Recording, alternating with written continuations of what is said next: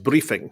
Today's subject is about television coverage and the TV debates, which we've got a considerable amount to say about. I understand we've got a full house in the Zoom meeting, so we're going to get on with the questions just as quick as we can. But firstly, let's have a look at our campaign video, which we're quite proud of.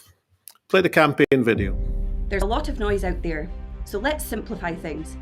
If you want Scotland to be independent, the only way to vote is both votes yes. On May the 6th, you have 2 votes. On your constituency ballot paper, vote SNP for your local SNP candidate. On your regional ballot paper, vote ALBA party to ensure a super majority for independence. The weight of these 2 votes combined will tip the balance in Scotland's favour and guarantee we get a super majority for independence in the Scottish Parliament this year. Be involved at albaparty.org.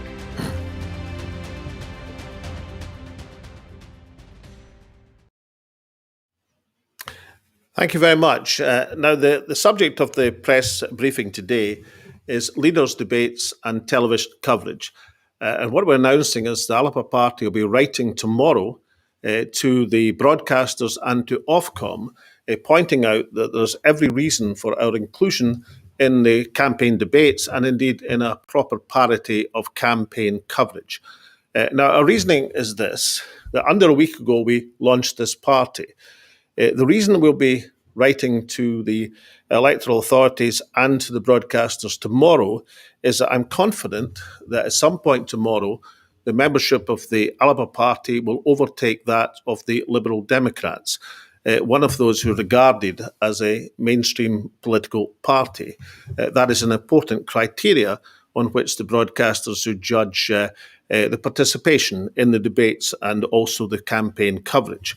As you know, we've launched our 32 candidates. These candidates include 18 women, 14 men, 7 serving councillors, elected councillors, 6 current or former parliamentarians, 3 BME candidates, 3 candidates with disabilities, 2 serving members of parliament, 1 Gaelic speaker, 1 former champion boxer, and 1 former First Minister. The point about that list is the strength and diversity of the 32 candidates we're fielding, the length and breadth for Scotland, demonstrate that already, after less than a week since launch, we are a national party putting up a serious challenge and can argue that we've got a significant following already and are going to get much more if we're given a fair shout in the television debates. In terms of the arguments, I tuned in to the leaders' debate on, I think it was Tuesday night. And I would say that in terms of fairness in the broadcasting rules, if independence is, and it should be, a dominating issue in this election campaign, then of course it seems to me that there should be a parity of those arguing for independence and a parity of those arguing against independence. We'll be pointing out to the broadcasters that ALBA's stance for independence as the independence party on the regional list ballot, the people more likeliest to build that supermajority for independence, gives a parity of debate in terms of free people arguing against independence and, of course, free people arguing for independence. So if, as most people accept, that independence for Scotland is a dominating issue in the campaign, it's going to be one of the key discussions as the campaign proceeds, then, of course, it will be to everyone's convenience and indeed to fairness and justice if we have free people arguing for it in the debates and free people arguing against it in the debates. Political debates are interesting things. I've taken part in many of them. But rather like a political party in its launch, the first criteria of a political debate is to be noticed, so that people are interested enough to tune in. I think the ALBA party has given some excitement to the Scottish political scene. I think would add something distinctive to the political debates.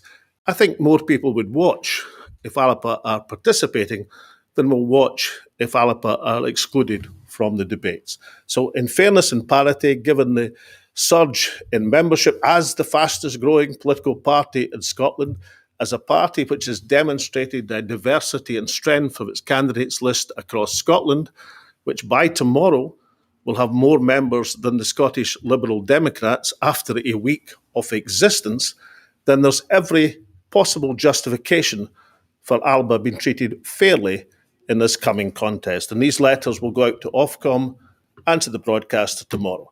I'm joined at the press conference by Kenny McCaskill, and assuming all the technology works, at various points I'll turn to him for some of the answers to the questions. But let's go to the questions from the press and the bloggers. I'm told in the chat room that Tom Martin of the Daily Express is first up. Tom, on you go. Hi, good afternoon. Thank you, Mr. Salmond. You talked there about fairness and parity. You'll be aware in recent days that Nicola Sturgeon has used various platforms, either in print or in broadcasting, to question your suitability to return to public office. How do you respond to some of these messages she's been saying? And briefly, if I may, on broadcasting, you've obviously suspended your RT show. What's your plan for that if you are returned to Holyrood in May? Will that continue or will you give that up? On the second part of the question, let's see if I'm returned or not. And I'm not presuming anything in the election. And let's see the strength on which ALBA is returned. In terms of responding to the First Minister, the answer is no, I'm not responding to the First Minister because I don't intend to spend a campaign responding to any of the other parties. What ALBA will be doing in this campaign is putting forward a positive message for Scottish independence.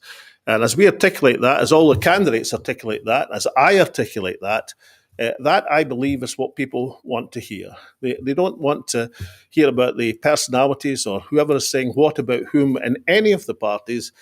What they want to hear about is what contribution ALBA can make to furthering the cause of independence for Scotland, for furthering the cause of having the emergency economic programme that is absolutely necessary as the economic tsunami hits us from the aftermath of the pandemic, and makes a contribution to burnishing the independence platform, which will be absolutely necessary to meet the new political realities when independence is put to the test once again.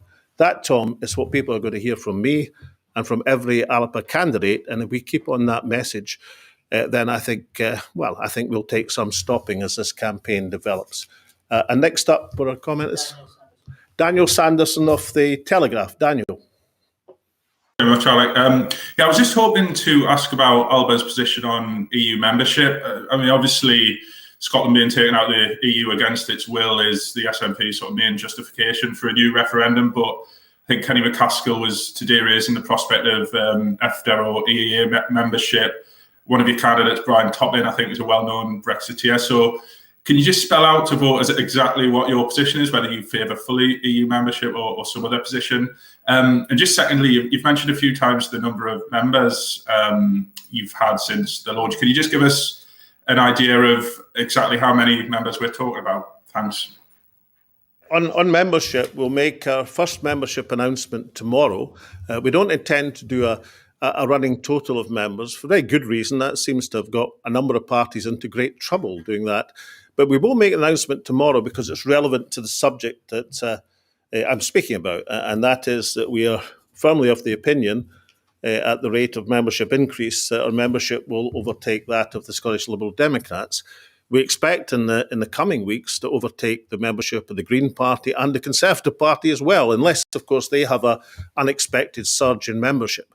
But in terms of what's happening to the ALBA Party, that's the trajectory in which we're going. So we'll announce the membership to aid and assist what I think is a very reasonable cause of taking part in the leadership debates. And that first announcement will be made tomorrow when we compare our membership figures after a week with those of the Liberal Democrats, depending on how you judge the Liberal tradition, after a century and a half or however long they've been in formal existence. So our next question is, go to one of the blogging community, Barhead Boy. What are you going to say? Sorry, I also asked about EU membership. Oh, sorry, that my fault entirely, Daniel. No, the position of not just EU membership, but all of our policy. I mean, look, ALBA is a Scotland is a European nation, and ALBA is part of that nation in terms of how we regard our friends and colleagues across Europe. But in terms of the European policy, in terms of the reconstruction policy, in terms of all our policies, our first candidates conference is this coming Saturday. There is a policy paper on positions on a range of issues going to that conference. Some policies will be passed at that conference, and then other policies will be unveiled in the coming weeks.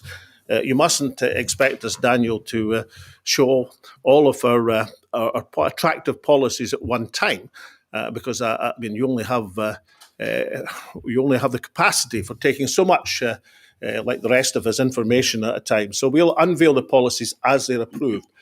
And a party which was formed 6 days ago, you'll expect us to want to take our policy programme to our candidates conference on Saturday and then to unveil the policies as they come.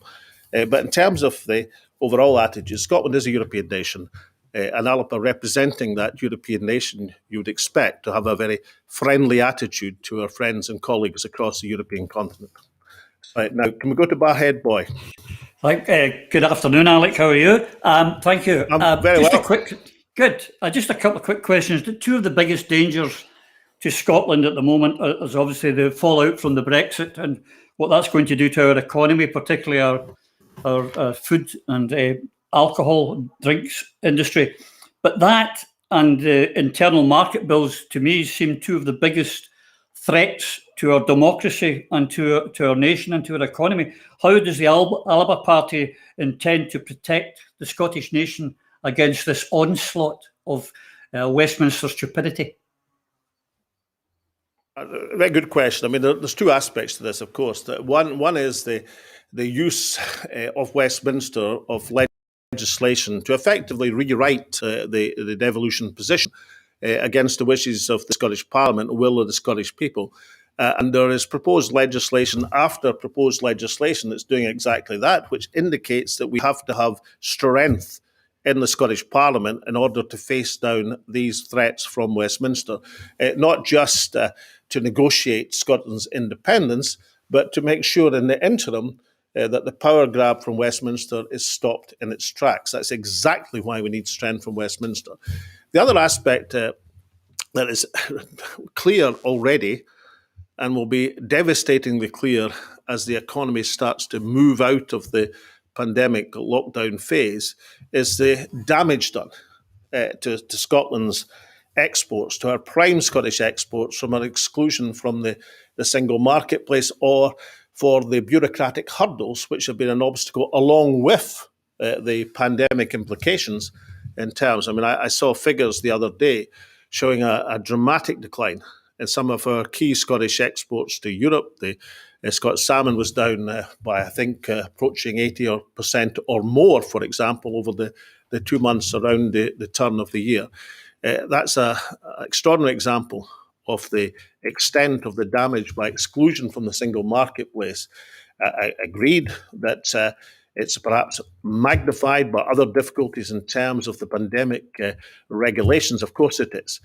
But I think there's no denying. And certainly when I go around the coast, as I intend to do when regulations permit in this campaign, I expect to find many people who are enthusiastic Brexiteers who will say to me they've been sold down the river by Boris Johnson, Michael Gove and Nigel Farage. Indeed, I'd go as far to say if Farage, Gove or Johnson turned up in Peterhead Harbour at the present moment, they had better learn how to swim, because I suspect that's where they might all end up. And now our next question is? Craig. Hi, Mr. Salmon, thanks for that. I'm just wondering if in the last week or so, in every interview that you've given, the allegations made against you in the last few years have always come up. Is there a risk, do you think, that this might start to overshadow ALBA's campaign in the weeks to come? Risk, and of course I'd pioneered our candidates list. I remember last Friday I was told, not even asked the question, but told by a metropolitan journalist that we'd find it difficult to attract formidable women campaigners to our cause. As you'll see from our candidates list, Not only is there a substantial majority of women on the candidates list, but they include some of the most formidable feminist campaigners in Scotland, including the former Equalities convener of the Scottish National Party and the former Women's convener of the Scottish National Party. I say former, meaning that they resigned from their SNP posts in the last week to take up the ALBA standard in the coming campaign. So I think the candidates list demonstrates already that many formidable women campaigners are rallying to the ALBA standard, and I expect we'll see exactly the same thing as the campaign proceeds with the general voting public. So, no, I don't think that's going to happen. I think what people are going to respond to is the positive message that ALBA will be putting forward in the campaign. Next question. I'm told in my earpiece we have a friend from one of the Spanish outlets with us. Please, go on. I think you may be on mute. On mute.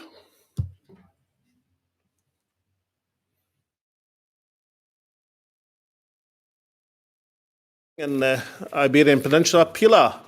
I understand Pilar from Spain is on the line. Pilar, question. Hello, good afternoon, Mr. Salmon. How are you? Good afternoon. Two quick questions. The first one is that you've been accused of trying to game the system, and I want to know what's the difference between ALBA and the other parties that obtain seats on the original list. And the second one is, do you think the ALBA party, despite all the problems that it has encountered, will be able to get its messages across and that the voters... Thank you very much. Thank you very much, Pilar. Yes, I do. And I think, yes, we are getting our message across. I have to say, I don't really understand the argument about gaming the system, as it's called. Everybody has an equal opportunity to stand for election under this system. Every political system I know of has its arguments in favour of it, its arguments against it. And the DeHont regional list system is no different. I think most people would say it's more democratic, more participative, more inclusive than, say, a first-past-the-post system, or where Boris Johnson can become a Tory Prime Minister on 40% of the vote with 100 majority. Is he gaming that system? Probably is. But you have to, as a political party, face the political system that you have. As I pointed out in another interview, my dad was a fanatical golfer, and when my ball strayed off the fairway and was in the rough, and I was moaning about it, he always told me to play the ball as it lies. Now, in politics, as in golf, you have to play the ball as it lies. And what the system that's given to us is the DeHont list system. And the appeal of ALBA to point out that by standing and winning on the regional list, that we can build an independent supermajority in the Scottish Parliament is exactly that. We are seeing the opportunity and we are putting us forward for election. But that is no different from, well, the Green Party, which only stands in a handful of constituency seats around Scotland.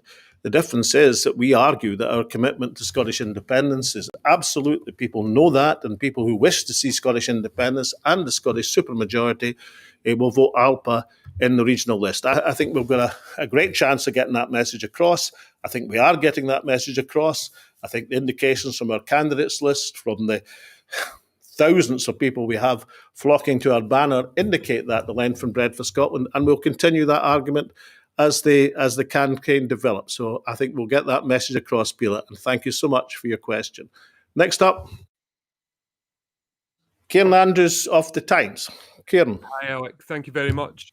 Going back to Dan's question about EU membership versus EFTA or EEA, research and polls suggest that around 11% of people in Scotland support independence and support being outside the European Union. Is that the group that ALBA has the greatest chance of winning support from? Those people who want independence but not part of the European Union, as per Nicola Sturgeon's plans?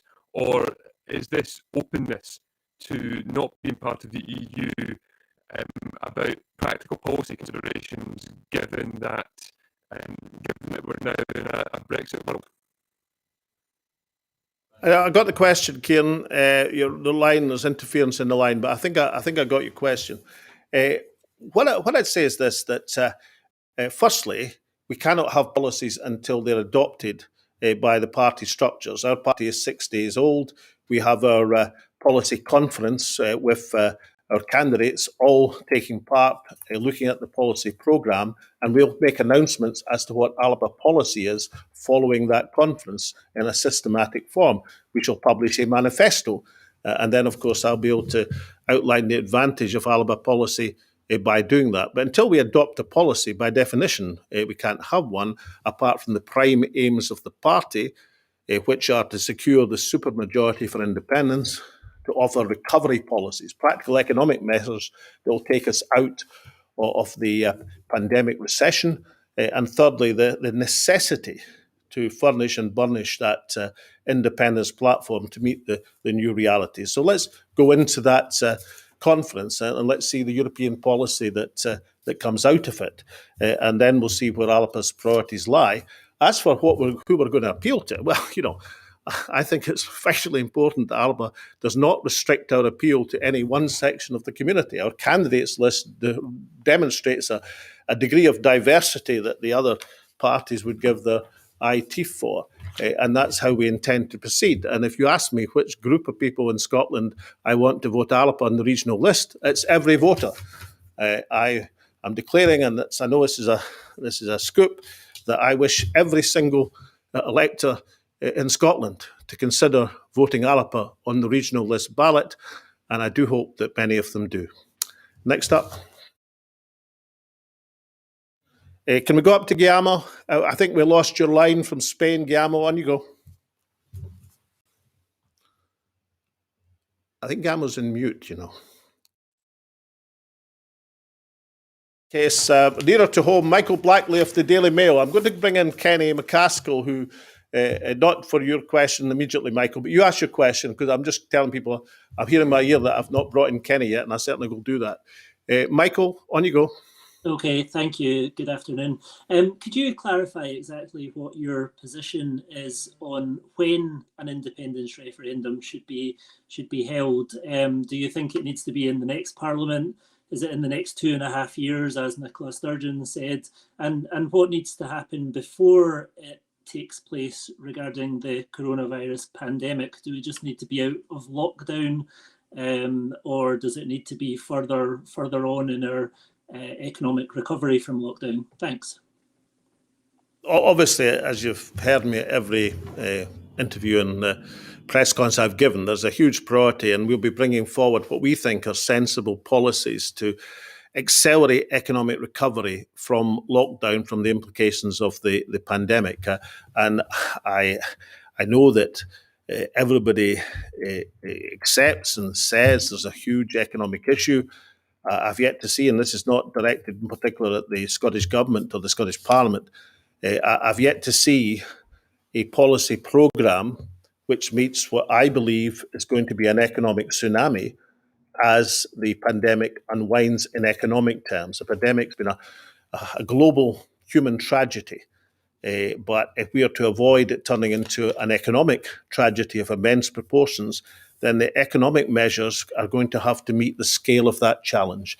And I don't see from any quarter, beyond the emergency measures which have been taken to deal with the lockdown and pandemic, I don't see the measures which are going to be strong enough to promote economic recovery, given the scale of what I expect to be the challenges we face. So that, Michael's a hugely important issue.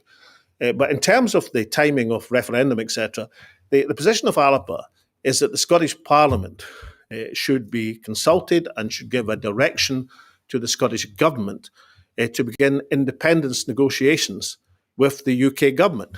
Now, as part of these independence negotiations, the UK Government might wish to put down stipulations for a referenda, for consultations, to assure themselves that independence is the decided wish of the Scottish people. But I don't think that the the pigeonholing of this debate into a Section 30 referendum or a public consultation or a ballot elsewhere is actually a very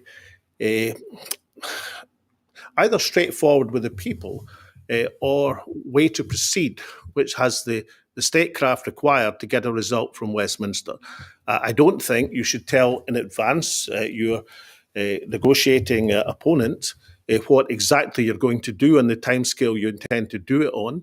I think you should begin negotiations, and these negotiations have an infinitely higher chance of succeeding if the First Minister has a substantial independence majority in the Parliament at her back than they would have if she's in a precarious parliamentary position with regard to independence. That's the case that ALBA is putting forward.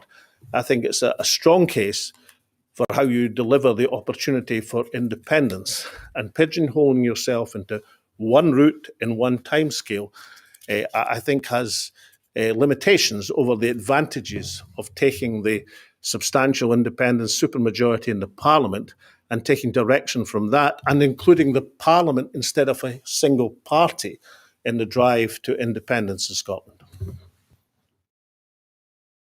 And now we've got Denise Finlay from the blogging community. Denise, on you go. Hello, Denise Findlay from the bloggers. I'd like to ask you, first I'd like to congratulate you on your diverse number of candidates. And I see it includes the ex-SNP Equalities convener and the ex-SNP Women's convener. It does show how women have a large degree of trust. They manage to see past the press and political smears and trust you and your party. I know from social media a great many women, feminists, are joining ALBA and advocating for ALBA. So, but my question particularly about the debate is, there's been several issues, GRA reform, hate crimes, gender recognition, balance on public boards, and women's voices have not been listened to at all. And I feel like if you're excluded from the debate, these issues won't get raised in the debate, and women's voices again will be silenced. So that's one of the reasons I would really like to see you in the debate, to be able to talk, because I know ALBA is a great advocate for women. Thank you. Thank you very much, Denise. Can I just say that obviously part of the position we'll be outlining to the broadcasters and to Ofcom tomorrow is to secure a presence in the leaders' debates. But that's not obviously the only debate that takes place on television. There are many, many more debates between the spokespersons of the various parties. And some of the strong voices that you've mentioned from the feminist community will be part, if ALBA gets into these television debates, will of course be exactly the people we are putting forward to argue about the policies and areas which you've identified, which are causing great concern to many in Scottish society. Now, we have a Women and Equalities paper going to the candidates' conference on Saturday. Obviously, with discussion and potential amendment, I expect that paper to go through. I expect it to be unveiled the following Saturday at the ALBA Women's Conference, which is taking place. So it's going to be a strong part of the ALBA's platform, but it's vitally important that we get recognition from the broadcasters so that the women you mentioned across the range of ALBA party candidates have the full opportunity to explain that as the debates continue. Kenny McCaskill, do you want to pick up on that point? Because I understand that you're now available. Yes, I think we've got to drive on both issues. Earlier, with regard to the specific thing of gender reform, obviously we welcome equality, but there are issues. Just earlier today, I've been speaking with justice trade unions, because whether it's unisex toilets in primary and public, high schools, or whether it's self-identification in the prison estate and amongst other law enforcement agencies, there are issues there. But that's something that our Women's Conference will discuss and take forward. But I think the point you raised shows that there's fundamental concerns for women's rights in same-sex spaces. Equally, what this is about getting our message across, and whether it's Alec or I, or whether it will be one of our majority women candidates, we've got to be given parity to make sure that Scotland's voice is heard. Okay, and next up, Paul Hutchin of the Daily Record. Paul? Hi there, can you hear me? On you go. Hiya. Two questions. Nicola Sturgeon gave an interview to the BBC this morning in which she described you as a gambler who backs the horses on an almost daily basis. Is that true? And secondly, just on money, you've incurred quite a lot of legal bills over the last couple of years. Indeed, I think you asked the Scottish Parliament to help you with your legal bills in terms of liaising with the committee. Are you skint? Thanks for your question, Paul. Can I say in the first time I haven't managed to back any horses today because I'm busy in the campaign. But I have to say that ALBA in this election will be appealing to everyone in Scotland who backs horses, as well as everybody in Scotland who doesn't back horses. That will be our appeal in the campaign. On the question, yes, I mean the legal bills have been very substantial, but the precise argument, Paul, for asking for assistance from the government and the committee was very precisely because the government were asking my legal team to proof in the GDPR requirements thousands of documents.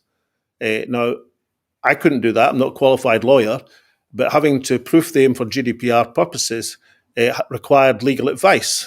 I'm very fortunate that I have a group of lawyers who agreed to do that for a very limited fee indeed. But I think I'd be just about the only witness, and certainly one of the very few, and certainly the only one who's being asked to proof thousands of documents who wasn't being supported or paid by the government or having the legal bills paid elsewhere. So it's a very reasonable request. And of course, the request to the committee was precisely because the Crown Office were making it clear in unmistakable terms if I brought to the committee the evidence that we wished to present to them, then we could be faced with a criminal action. So I was being placed on notice by the Crown Office, as were my lawyers, in limiting the evidence we could present to the committee. Again, that was the reason for the request for legal help, because we were trying to assist the committee. Both requests were turned down, but I'm thankful to Levy and McRae and my counsel that they were able to support that process for a very limited payment indeed. So the answer is, Paul, that like many of us, you can go through tough times, but many people in Scotland have things much tougher than I do, and I suspect much tougher than you do. So we've got to understand that we're in a situation where there are millions of people in Scottish society who are finding the economics and finances very tight indeed at the present moment. And of course, we'll be bringing forward policies in ALBA to benefit all of the people of Scotland, but particularly those who are hard pressed in difficult times. Glenn Campbell of the BBC. Mr. Salmond, if there is an independence majority in the next Parliament and the UK government does not see that as a mandate for another referendum, why would they see it as a mandate for independence negotiations? And if the answer from the UK in those circumstances is no, what's the ALBA Party's plan B? The fundamental point, Glenn, that I believe, and this is our contention in this election, is that your hand in negotiation is immensely strengthened if you have a substantial parliamentary majority for independence. And I made a direct comparison in my 2 years as First Minister. The first period of office as First Minister from 2007 to 2011, I was trying to get extra powers out of Westminster, particularly from David Cameron. But of course, David Cameron had the advantage of knowing that in the Scottish Parliament there was a fairly substantial unionist majority, and that limited the scope that we had for making progress, to say the very least. Now that changed when the SNP under my leadership managed to win a small but an overall majority in 2011. But even then, I wouldn't have described that there was any great enthusiasm in terms of the Westminster government in recognising the democratic right of the Scottish people. That had to be achieved by political pressure, but it was incomparably easier to do that with a majority in the Parliament than it is with a minority in the Parliament. And similarly, it's very much easier to do it with a supermajority in the Scottish Parliament than a very narrow majority. And therefore, I think the supermajority fundamentally changes the power balance between Westminster and Holyrood. And it does it in a second way, that the Prime Minister has been very careful to cast this argument, not as him denying the Scottish people, but him denying the SNP. He wants to turn it into a battle between the Prime Minister and the First Minister, between the Tory party and the SNP. I think it fundamentally weakens the Prime Minister's position if it's made clear that the battle is between the Tory Prime Minister and the Scottish Parliament representing the Scottish people. So I think that gives another additional strength and position for the Scottish Parliament to take matters forward. Now, as I think the negotiations should be conducted with including all of the pro-independence forces and others, indeed, if they accept the majority vote in the Parliament, should be conducted with the Parliament as a whole, not just one political party. I think that's essential for Scotland's interests at the present moment if we are to have the statecraft, which will get us to a democratic decision framework. In terms of what you do when Boris Johnson says no, well, there's a range of measures that can be taken if the Prime Minister is foolish enough to try and deny the sovereign rights of the Scottish people expressed by their Parliament. That I've outlined at various other press conferences, but let me repeat them. You would certainly look at the possibilities of a plebiscite organised by the Parliament. You would certainly look at domestic legal action through the Court of Session. You would certainly look at international legal action in terms of Scotland's rights as a nation. You would assert the legitimacy of the Parliament representing the Scottish people. You would include in the Westminster MPs, the other parliamentarians, to make that clear in unmistakable terms to the international community. You would mobilise popular opinion in Scotland, including peaceful demonstrations, which is an entirely legitimate part of politics, which is lauded by the BBC, among other broadcasters, when they take place in many other places in the world. And certainly galvanising support of the people will be an essential part of the persuasion that's going to be required in order to allow Boris Johnson as a Tory Prime Minister to accept the inevitability that sooner rather than later he'll have to bow to the sovereign will of the Scottish people. Kenny McCaskill, do you want to add anything to that? No, absolutely. I think this does change the dynamic of the Parliament if a supermajority is delivered. Exactly the same as ALBA party has already changed the dynamic of this debate. It was, as the commentators have all said, set towards being a rather dull election about whether the SNP would get an overall majority and who would come second. All of a sudden, this is the independence election. And as I say, with the return of a supermajority with both votes yes, then the dynamic within the debate between the Scottish Parliament and Boris Johnson will change.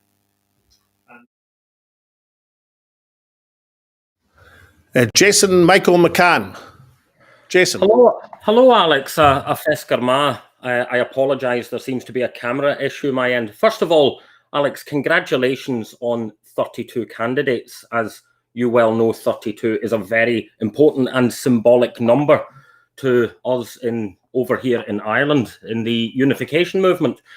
The first question I have for you is in relation to the media, as we have had a few examples here today of, a British media that wishes to keep rehashing over and over issues that you have answered repeatedly. Will ALBA be developing a media strategy in a way that the SNP has sort of failed to do to answer this British media campaign? The second question I have is again on independence, about a timescale in your strategizing and your thinking. When if we gain this supermajority, how fast do you see the wheels turning on independence and us getting towards making that change for our country? Thank you. Thank you, Michael.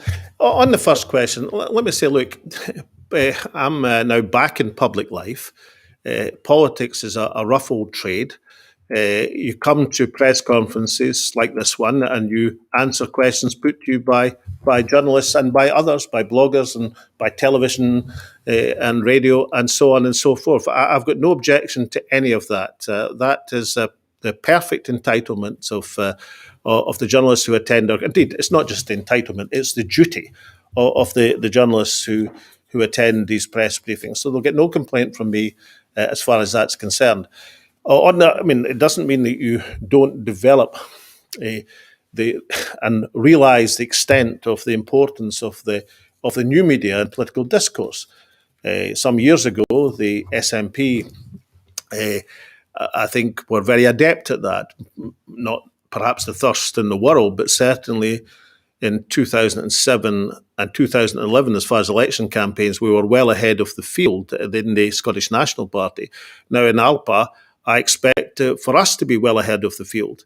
And we intend to make sure and mobilise opinion through the new media, through bloggers and through any other availability that we can. That's an intelligent thing to do. It's a necessary thing to do in an election that's being conducted in pandemic conditions. Of course it is. So we'll broaden the base, and also for a new political party, attempting to break through, gathering members very quickly, of course, but you need to find a way to get across to people which doesn't depend on the conventional channels. And obviously the subject of today's press briefing, the, I think, entirely legitimate campaign and a request for parity and fairness, which we'll be making to the broadcasters, is part of that. I watched the television debate on Tuesday, and I've got no disrespect because our campaign is entirely positive. But the main danger that that debate was under, that all of the audience might not have stayed with it for the entire hour of the debate, because it wasn't until the last few seconds when Anna Sarwar firmly put Douglas Ross in his place in what was a clearly inappropriate diversion in terms of a very serious question, that it really livened up. And if I was the broadcaster, I'd be worried that not everybody had kept tuned in to that stage. So, false modesty and all the rest of it, but let's talk about ALBA as a party. We will have something substantial to add to all of these television discussions and debates. I think it will make it fundamentally more interesting if the ALBA perspective is put forward at every opportunity, as well as balancing the debates free. I think it'll be a more interesting, entertaining, informative debate. It's in everybody's interest that people have debates which have that variety of opinion, which of course is the spice of political life. Now, in terms of the timescale, I'm going to turn to Kenny McCaskill, the second part of Michael's question about the timescale of a independence-dominated parliament, a supermajority being able to progress the case. Well, I think these have to be ongoing negotiations with the British government. But let's remember, I'm currently in Westminster. I see what's happening, and the future looks grim indeed for Scotland. And until such time as we have control over the levers to be able to protect our economy from the current damage and worse that might come with trade bills, then we have to take steps. So these things will be laid out. They will be laid out through the courts if they need to. They'll be laid out internationally in the forum that exists there. And they'll be laid out within Scotland as we speak to our people. But what we've got to recognise is that we cannot wait indefinitely for independence, because the price that the people of Scotland are currently paying is far too high, and it's going to get worse. Next question from Libby from The Guardian. From The Guardian, Libby. Hello, Mr. Salmond. We know that there's been a chilling effect on women coming forward with sexual harassment complaints over the last 2 years.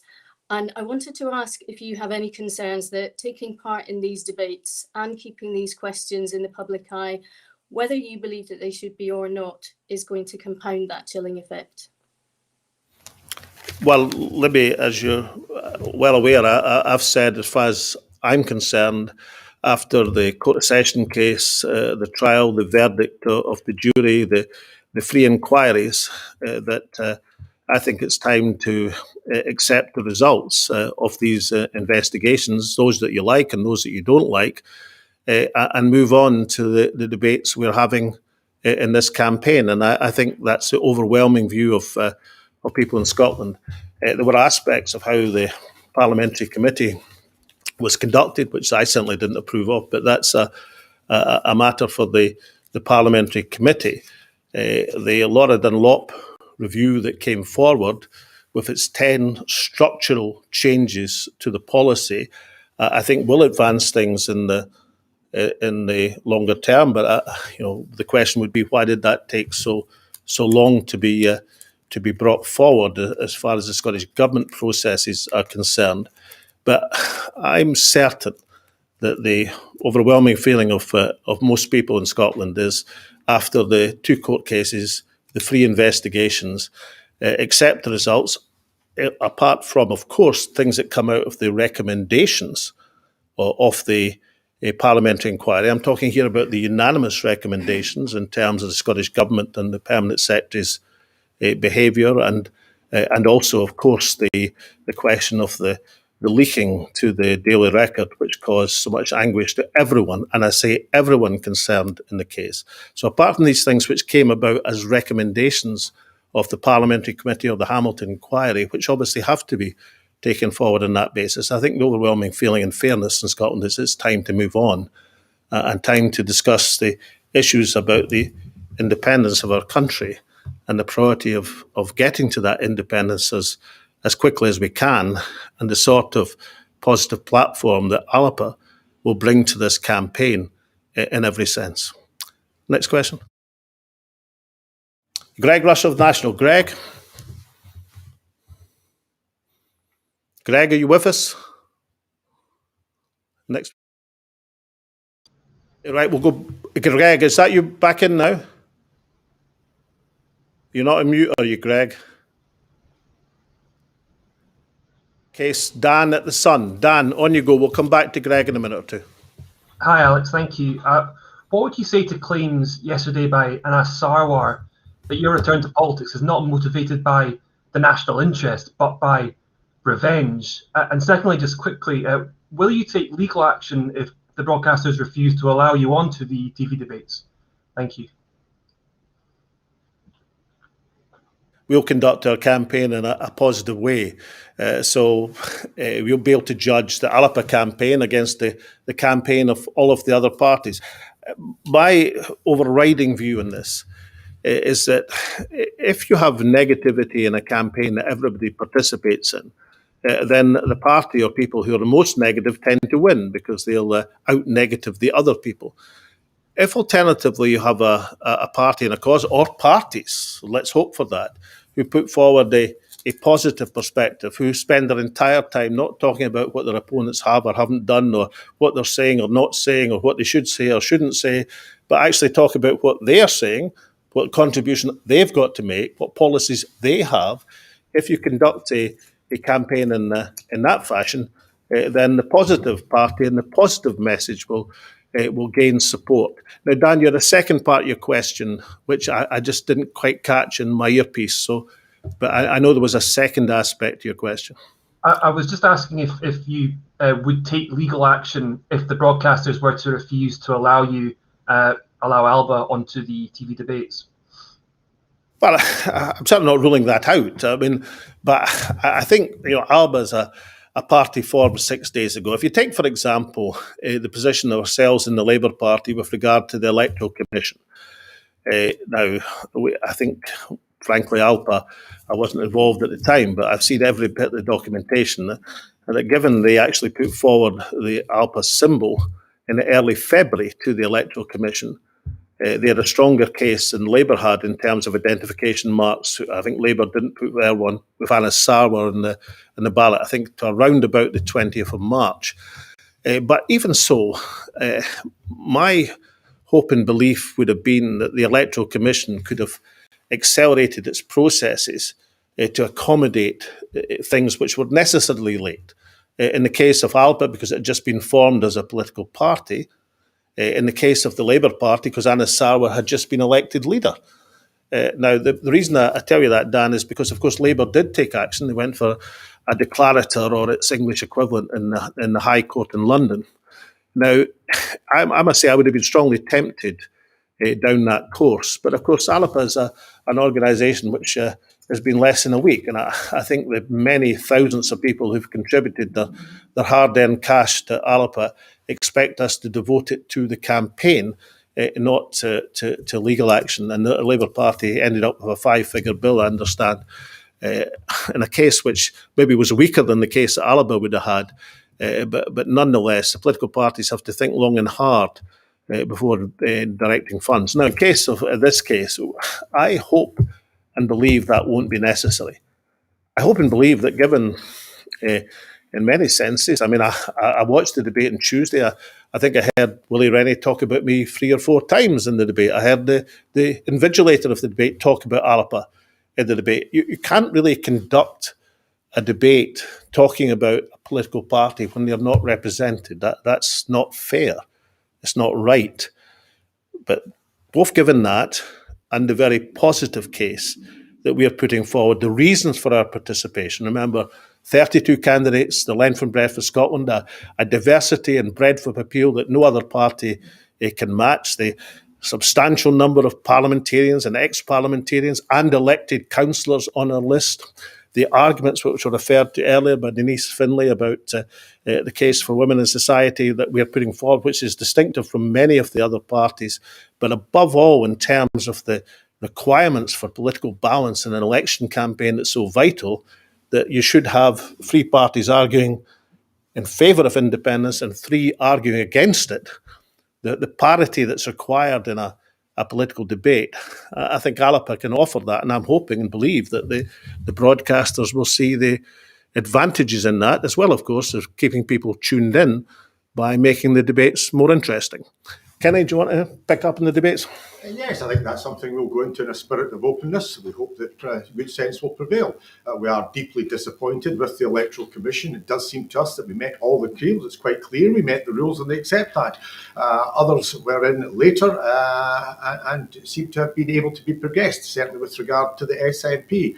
So we very much regret that, but we do hope as our party continues to grow and with announcements of others coming, that the broadcasters will realise that to get parity on what, after all, is the fundamental issue of the election, which is independence, then they have to ensure that ALBA is there.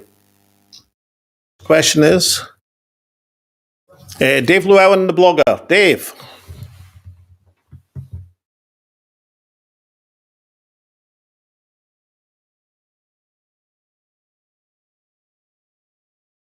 Well, our third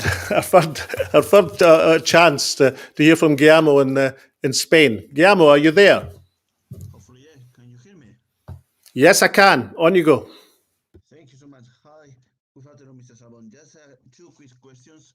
The first one on what could be a good result for ALBA in these elections, as you are a winner and a very ambitious man. And as well, later on, in your evidence, you tailor it, or you more or less say that this leadership government wouldn't be fitted for leading Scotland to the independence. What has changed in this month to try to work together with the leadership of the government? Thank you so much. In terms of, well, we're standing the 32 candidates.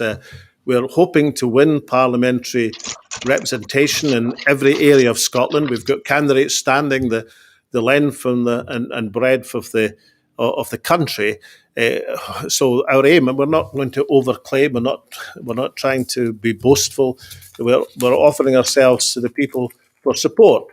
And they will determine whether we are successful in gaining that parliamentary foothold. I think for a party which was launched 6 days ago, that would be an extraordinary result if we do that. But we're not overclaiming. We're just saying that there are indications, both in terms of the strength of our candidates list, in terms of the thousands of people who are flocking to our standard, that the enterprise that we launched 6 days ago, well, it seems to be like the Starship enterprise. It's boldly going where no person has gone before.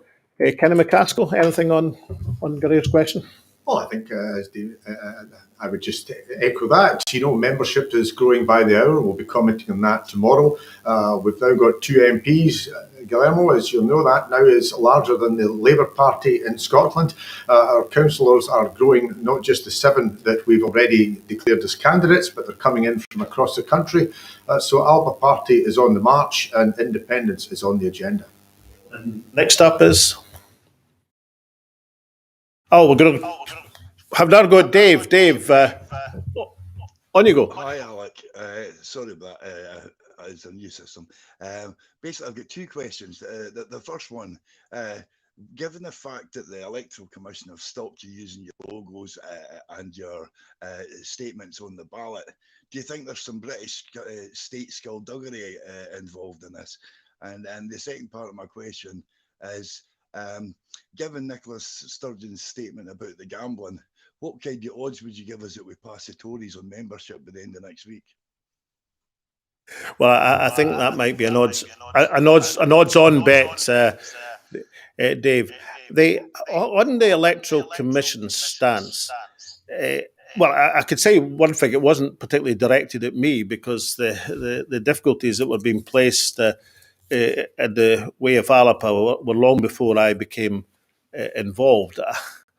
I don't like to think that the Electoral Commission doesn't treat smaller emerging parties seriously, but I have to say, given the correspondence I've seen, I would have to say that looks what to me, because the ALBA sent emails and a variety of attempts to get rulings, and the Electoral Commission's procedures don't work, their programme didn't work. Eventually, it had to be downloaded manually onto the Electoral Commission site by Electoral Commission officials. I honestly feel certainly in an administrative sense, it needs a substantial overhaul. You see, I was in the parliamentary debates back in, I think it was the year 2000, where the Electoral Commission was being established. And those of us who had concerns really wanted to know from the government of the day, this was the Blair government who'd had it as part of their manifesto, we wanted to know that this structure, this new structure that was being established, wasn't there to impede political development, wasn't there to restrict political choice, but rather was there to make things more fair by regulating particularly campaign finance. Now, from what I've seen, in the treatment of ALBA, certainly the Electoral Commission have failed in the duty to smaller parties, not targeted at me because I wasn't involved until last week and had no role in this. And there was no way that the Electoral Commission could know I would have any role in it. So it's nothing targeted at me. But I think an attitude to an emerging party which, well, doesn't speak well of the Electoral Commission, and particularly the officials in London, where all the key decisions are made, incidentally. And I think they should really look about overhauling these procedures. Equally, I would say, and I know that the Electoral Commission has to operate in ground rules, but when a party as the Labour Party elects a new leader and wants to put on the ballot paper something which other parties already have, in the case, and I had when I was leader of the SNP and First Minister, I don't really see, given the circumstances of a new leader being elected, that the Electoral Commission should really not be saying, look, under the conditions, given the circumstances, we'll short-circuit the procedures because our fundamental duty is to ensure that nobody is at disadvantage. Now, the only inhibition we've got is our symbol won't appear on the ballot paper, nor will the party description. But I hope and believe that ALBA will be so well known to the people of Scotland when they see that high up the ballot paper in the regional list vote, people will put their X there. I think the Electoral Commission should have a long, hard look at their processes and perhaps go back to when the legislation establishment went through the House of Commons to see the claims that were made for its duty to defend and protect as their primary requirement fairness, balance, and democratic representation. Kenny, do you want to pick up on that? Yes, I think we very much regret it. This wasn't asking the Electoral Commission to digest a PhD thesis in quantum physics. It was basically the motif and strapline for ALBA. It was in sufficient time for others to consider with far less difficulty. So as I say, we very much regret this, but this is just something that we've come to experience over the years, and it's why Scotland needs to have its own institutions.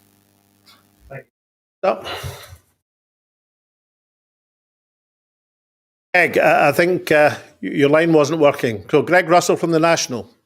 Yeah, we've got rid of our technical problems. Thanks, Alex. Just a point on Europe. How important is membership of the community to an independent Scotland for ALBA?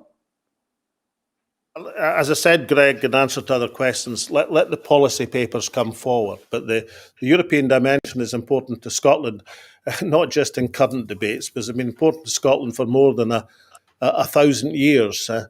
I'm fond of reminding people that after William Wallace and Andrew de Murray won the Battle of Stirling Bridge, the first recorded act after that battle was not to have a celebratory ceilidh of the victorious army, but was to write what's called the Lubeck Letter to the Hanseatic League, which basically, and I paraphrase from the Latin, but I paraphrase to say, look, we've won, we're back in charge, Scotland's now open to business, and can we have our European trading concessions back?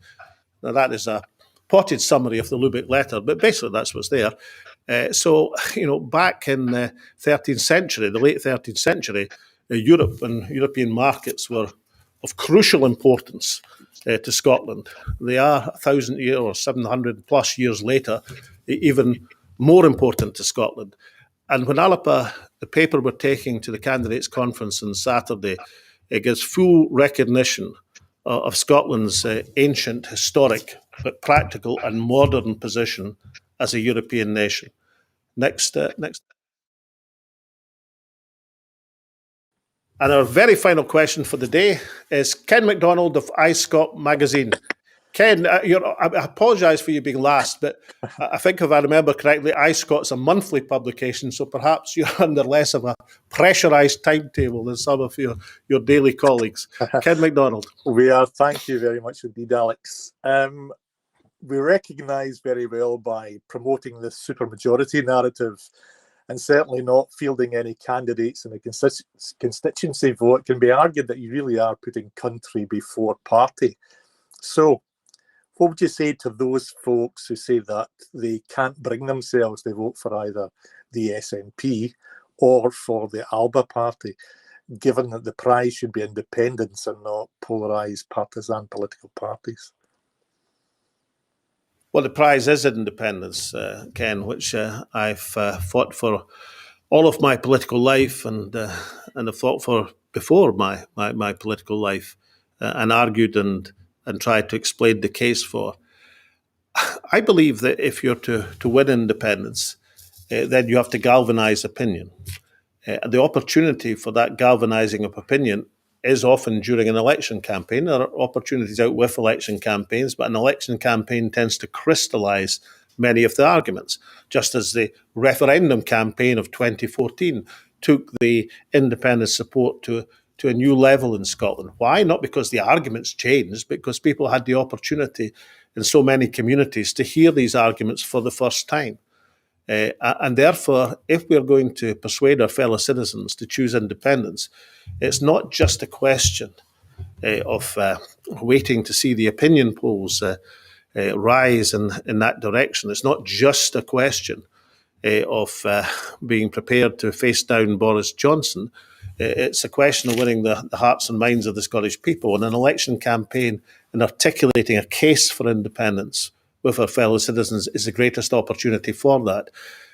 So everything we do in this campaign will be to put forward a positive case for freedom for Scotland, for national independence for our country. And I will be judged, as all should be judged, but the ALBA in particular, because that is our prime requirement and therefore our responsibility. We'll be judged on the quality and positivity of our case. Every ALBA candidate knows that. Every ALBA campaigner should know that. Every ALBA blogger supporting ALBA should know that. Every person on the internet should know that. That's what we're calling for, a civilised, intelligent, positive, constructive debate about how we take our country forward to independence. And that will include interviews with iScot magazine, as well as all of the other media. Can I thank you all very much? I'm just going to play us out with ALBA's latest campaign broadcast in the ancient Celtic language of Scotland. So let's play us out with the Gaelic broadcast, please. Hatar ubrich drast, ach gushimpley, ma ha shisha giri can be alapa nyo ishmalach, can you laun ach da vot son begaur. An chiahu la yen heechin had da vot taku. Klech geheet vot an rune tei, yan SNP, agus gan takliche inatal SNP. Son vod skiril, hor of a vod do varti na halapa, gus an fashion sad vor huch son nyo ishmalach. Han da vod seo cola I gahar hu cushion do vat na halapa, agus a jenny keenchach gan fashion sad vor huch son nyo ishmalach an sa farla mit bliana. He gave cola ag alpaparty.org.